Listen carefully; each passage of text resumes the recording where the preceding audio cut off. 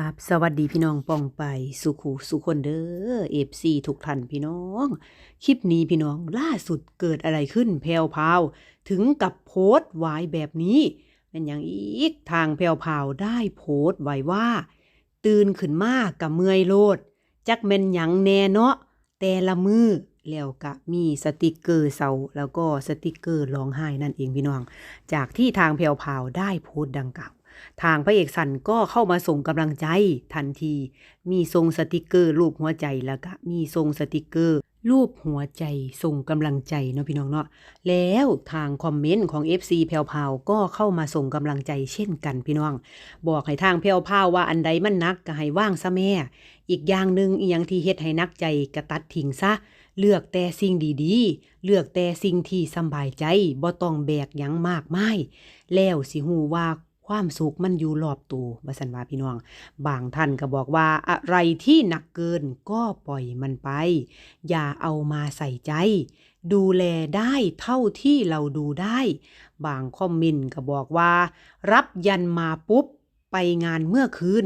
คนหน้าเวทีก็น้อยตื่นมาเจอเรื่องของดีใดเล่าจะสู้แรงกรรม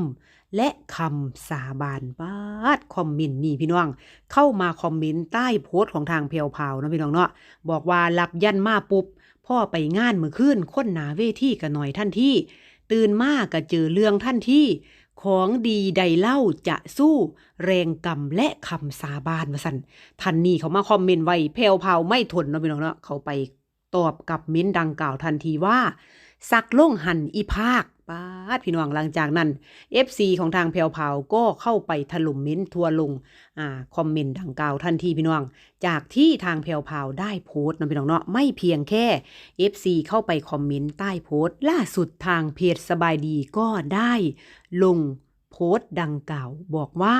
ช่วยนางด้วยทัวลงซอมบี้ลุมก็คือเป็นในส่วนของคอมเมนต์ทันที่เข้าไปคอมเมนต์ใต้โพสต์ของทางแพรวพราวนั่นเองพี่น้องที่ว่ารับยันมานั่นละแล้วก็มีในส่วนของทางชาวเน็ต FC เข้าไปคอมเมนต์ใต้โพสต์ของทางเพจสบายดีเช่นกันเนาะบอกว่ากำความมั่นความเฟียสบางท่านก็เห็นด้วยเนาะพี่น้องเนาะกับคอมเมนต์ดังกล่าวว่า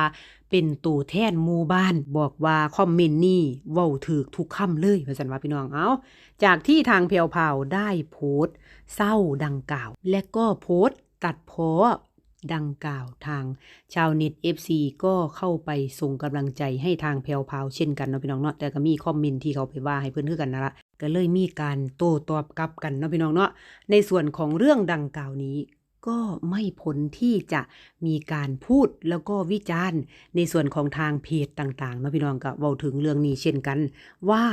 กรรมกำลังทำงานประมาณนี้พี่น้องนั่นล่ะพี่น้องในส่วนของประเด็นดังกล่าวนี้พี่น้องคิดเห็นยังไงก็คอมเมนต์ไว้ใต้คลิปเจดวงได้เด้อเดี๋ยวถ้ามีข่าวมาอัปเดตใหม่เดี๋ยวเจดวงสิเอามาฝากพี่น้องใหม่เด้อจ้าคลิปนี้ขออนุญาตลาพี่น้องไปก่อนเด้อฝากกดไลค์กดแชร์กดติดตามช่องเจดวงไว้แน่เด้อสวัสดีจ้า